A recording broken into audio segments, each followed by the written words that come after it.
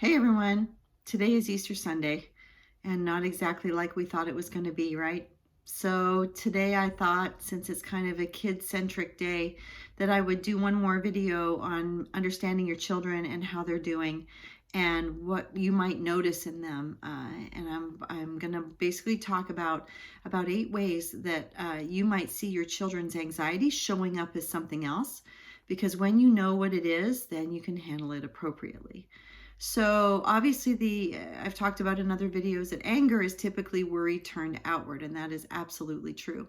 So when somebody has a perception of danger or stress or opposition, that's going to trigger fight or flight in us, and that can leave your child or really anyone you know angry and without a way to communicate.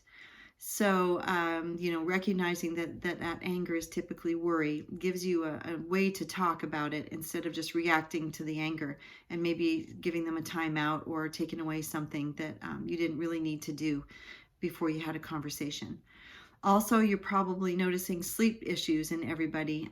They may be very clingy, have difficulty falling asleep, want you to be there so that you can cuddle them and make them feel better. So that's really a hallmark sign of anxiety.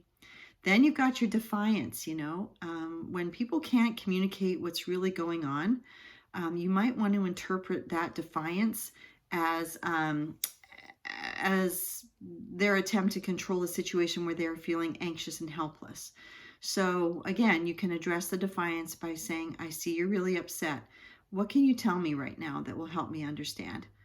Okay.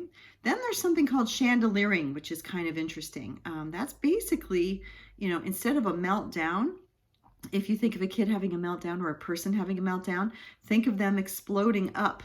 I used to say that, my kids back in the day, there was a low-level nuclear explosion over us in East County. And so chandeliering is basically when someone flies off the handle, sort of like they end up hanging on to the chandelier and having kind of an explosive meltdown. And basically what exploded was that hurt and anxiety that they pushed down inside until finally, like a jack in the box, it just exploded. Next, they might be dealing with a lack of focus, noticing everything around them, not wanting to pay attention.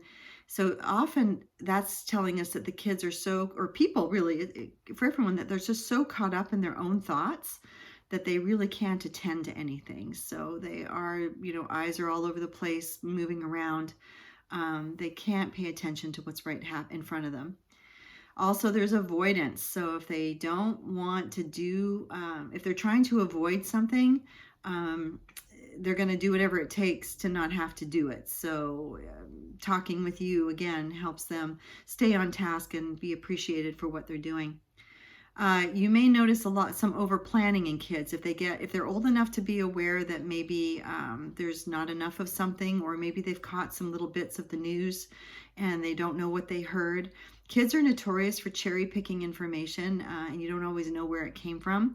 So if they're starting to plan, they may try to take back control and talk to you and be anxious about whether or not there's enough wipes or whether or not there's enough hand sanitizer or whatever's going on. So you may watch them trying to become an adult and express their anxiety to you through what it is they think they need.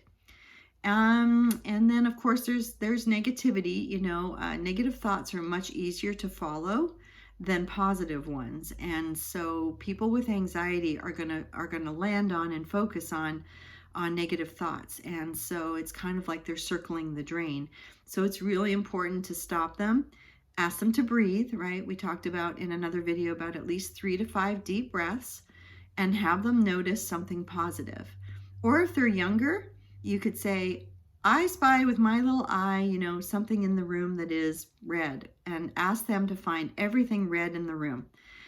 These are pretty straightforward techniques that help that brain get out of the groove that it's in and just circling the drain and join back into their space, where in fact you are there, their things are there, their home is there, and everything at the moment is okay.